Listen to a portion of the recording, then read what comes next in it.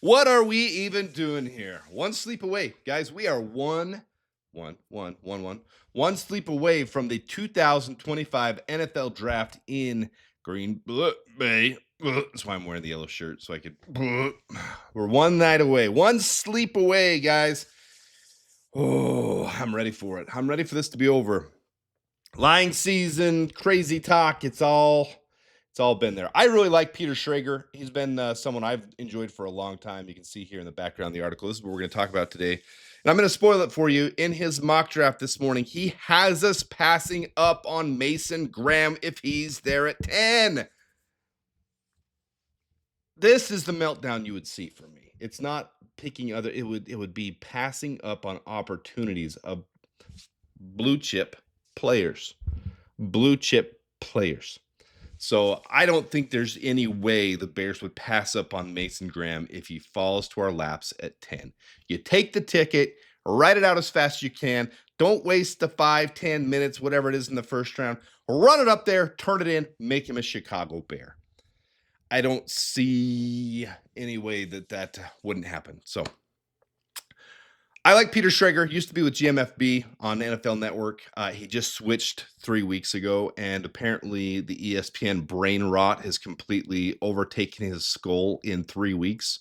Like, it has decimated his brain cells in that short of a period of time. I don't know anybody who jumps from GMFB, NFL Network, and goes to ESPN and doesn't expect there to be some kind of negative repercussion in their brain. So let's jump right into his mock draft. I'm just going to show what the Bears had happened to them. And the thing I want to show this for you for, I know there's a lot of things we can show you guys, and I know you're spending your valuable time watching this with me, but I really do believe this is how the first round could fall. And if it happens this way, the Bears have got to take opportunity of one of the biggest weaknesses they have, the defensive tackle spot. Take advantage of it. Don't worry about the trade down stuff anymore. If he falls there at 10, you got to take him. But hey, guys, if you don't mind, real quick, before we jump into this mock and show you the first 15 of it, if you don't mind hitting that like button, subscribing, and bearing down, put in the comments if you would be okay with the first 9 spots of this draft falling this way, and if you would take the trade down to get the extra third-round pick, or if you snag Mason Graham. Put down in the comments. Let me know what you guys think, and let's do this thing. So let's pull me off. Here's Schrager's mock draft. Schrager's mock draft on ESPN. You can find it there. And again, I like Peter Schrager. I don't like what he just did here. So this just shows even your pundits aren't immune to getting sucked into this pre-draft nonsense. It's just how could you let this happen? So okay, we'll go through this thing. Number 1, Tennessee, Cam Ward. I can see it 100%. In fact, that's what I expect. Number 2, Travis Hunter. Same thing. I expect it. Number 3, New York Giants. Be shocking if this isn't what happened. Number 4, Will Campbell. It all looks chalk so far. Number 5, Ashton Jeanty. He's from Jacksonville.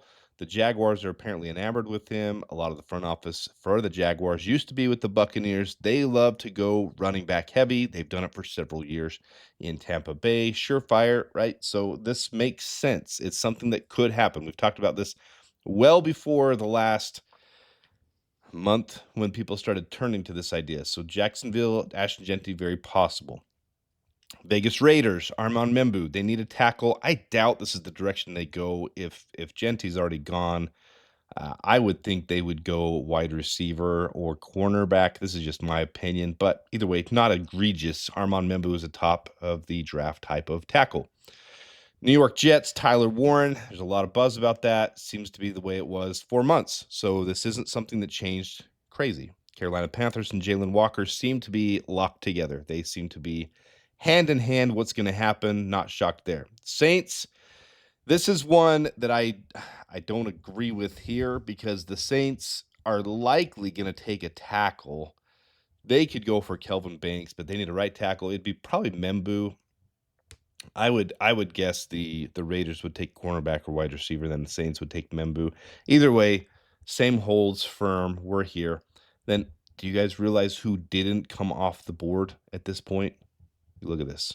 Cam Ward's gone, Travis Hunter, Abdul Carter, Will Campbell, Ashton Jeanty, Armand Membu, Tyler Warren, Jalen Walker, Mykel Williams. Someone clear and obvious hasn't come off the board. So they've got us trading with the Colts. I don't hate this. 14, moving down to 14 and getting 80. I don't know the incentive here for the Colts other than to get ahead of a team that needs a tight end, and I don't see that really happening until the Chargers. And the Chargers, I guess the Chargers could try to trade up with us. I did a mock draft that way, so very possible. I guess this is something that could happen. I don't hate it. Then they take Colston Loveland with it. Niners take Walter Nolan. You guys know I've liked Walter Nolan for a long time. Don't be shocked if he goes before Mason Graham, the more heralded defensive tackle. The defensive line was one real strength of the 49ers. It's time to return to that era. I've said this on this channel several times. The Niners have completely blown up their defensive tackle room. They're probably going defensive tackle. I've said this multiple times. They have a couple needs, but this is one of them. Cowboys, Tyler Booker. Dolphins, Mason Graham. You're telling me we're sitting there at 10 and Mason Graham is on the board and we're going to pass up on that opportunity? Like, what are we doing here? Go back to GMFB, Good Morning Football is what that stands for. I don't know.